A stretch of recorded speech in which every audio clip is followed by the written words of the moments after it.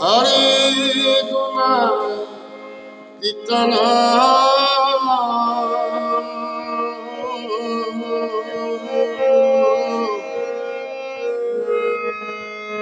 কলিনা নিজ ধৰ্ম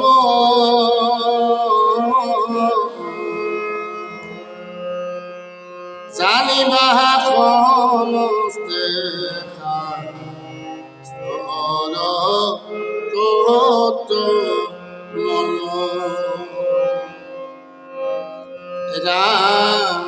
জানিবা সমস্তে স্তৰ তত্ত্ব মৰ্ম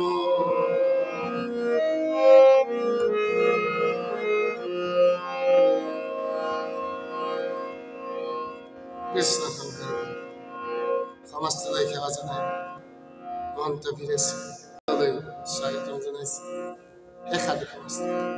আজি আমি নামঘোষা পাঠ আৰু ব্যাখ্যা একাধিক্ৰমে ভাগ নম্বৰ আহি 134 আহি উপনীত হৈছো। আজি 134 নম্বৰ ভাগত আমি আপোনাসকলে আগবঢ়াব বিচাৰিছো ঘোষা নম্বৰ 449 আৰু 450। আহকচোন এই 449 আৰু 50 কি আছে। হরির গুণ নামেই কলির নিজ ধর্ম, এই কথাই সমস্ত শাস্ত্র তত্ত্ব মর্ম বলে জানি। বেদ বিহিত সকলো ধৰ্ম কৰ্ম কলিত বৰ্জিত।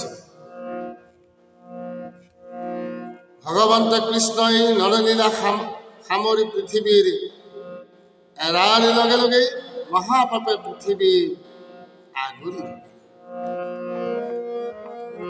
সকলো ধৰ্ম কৰ্ম ভ্ৰষ্ট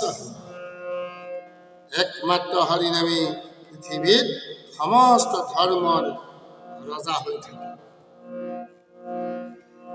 সকলো বেদ ধৰ্ম ৰাজ ধৰ্ম নামত শৰণ ভাগৱত একাদশ স্কন্ধত তাতে কৈছে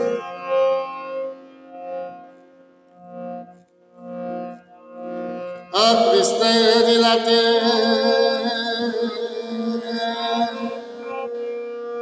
পৃথিবী মণ্ডল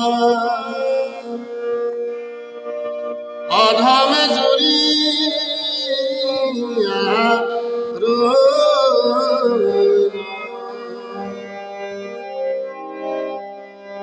শ্রীধর্ম ধৃতি সত্য কোশ আদি নীতি কৃষ্ণৰ লগতে গৈ এৰা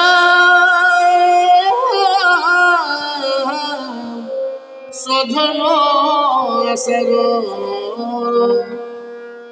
সবাকো খেদায়া পাপে লৈ লখা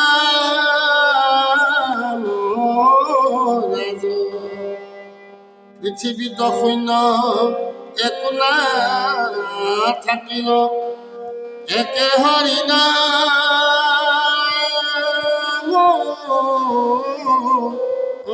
বাজ।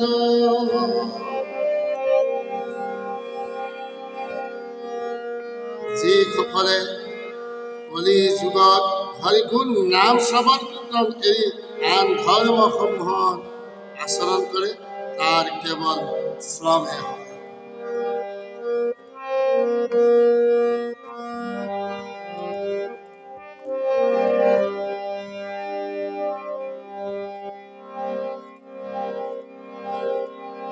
একোৱেই তাৰ ফল নধৰে।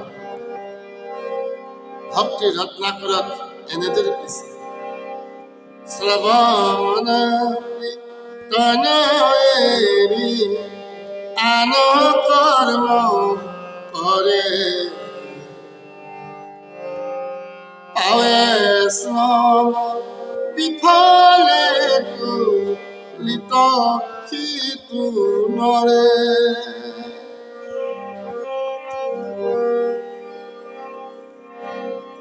কলিত একমাত্ৰ নাম ল'লেই সকলো মনোৰথ সিদ্ধি হয়।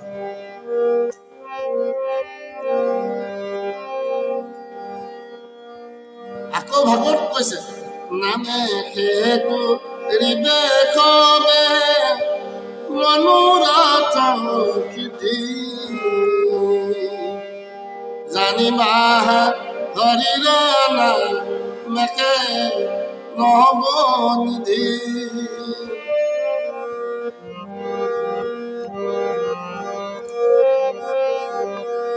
ৰত্নাকৰত কৈছে হে তেজী বিধি বিধি কিংকৰ ধৰ্ম ঘন দেখে কেৱল এক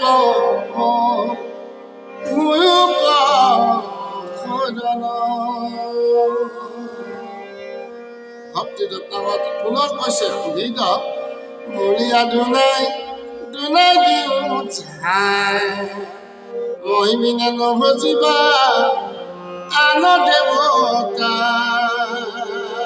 ভক্তি ৰত্নাকৰত ঈশ্বৰ গুণ নামেই সকলো শাস্ত্ৰৰ সাৰ তত্ত্ব এই কথা ভগৱন্ত কৃষ্ণই নিজ মুখে বখানিছে। কৃষ্ণ নিগদতি শৈব্য খাচি পৰমাৰ্থ তত্ত্ব লৈ বাচি সুদৃঢ় বিশ্বাসে শৰণ লৈ আমাৰ মোতে মাত্ৰ সদা দিয়া চিত্ত গায়ো গুণ নাম গীত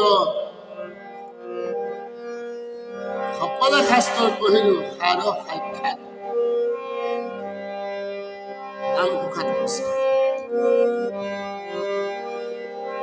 সেইবাবে এই ঘোষাত মহাপুৰুষ জনাই কলিযুগত একমাত্ৰ সৰ্বশাস্ত্ৰ সাৰ তত্ত্ব হৰিনাম ধৰ্মত আশ্ৰয় লৈ দিনে ৰাতিয়ে হৰিনাম কীৰ্তনকে অনুশীলন কৰিবলৈ মনুষ্য লোকক উপদেশ দিছে।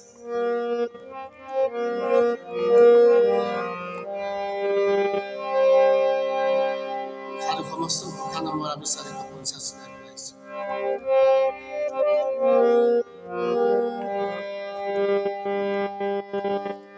ৰাম নাম পাপী জনতৰে মুখে হেন ৰাম নামৰ ভাৰ মুখে হেন নাম ৰাম নাম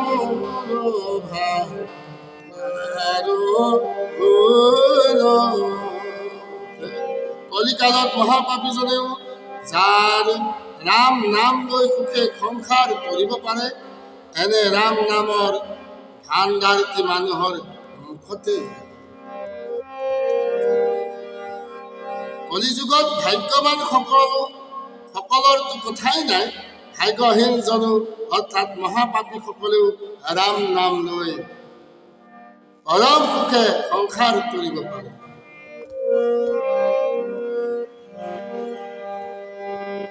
এই নাম কীৰ্তন কৰিবৰ বাবে কোনো কঠোৰ পৰিশ্ৰম বা অৰ্থ ব্যয় কৰিব নালাগে। এই নাম কোনো লোকৰ পৰা ঋণ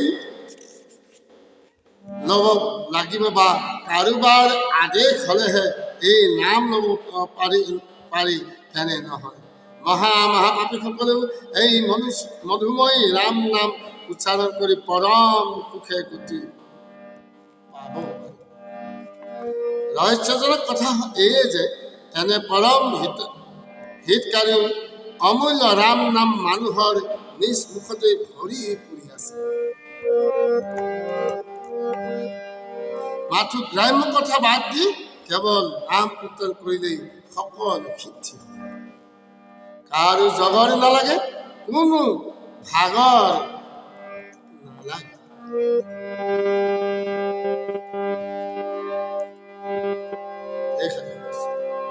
আজিলৈ ইয়াতে সামৰিছোঁ। আগন্তুক আমি আপোনাক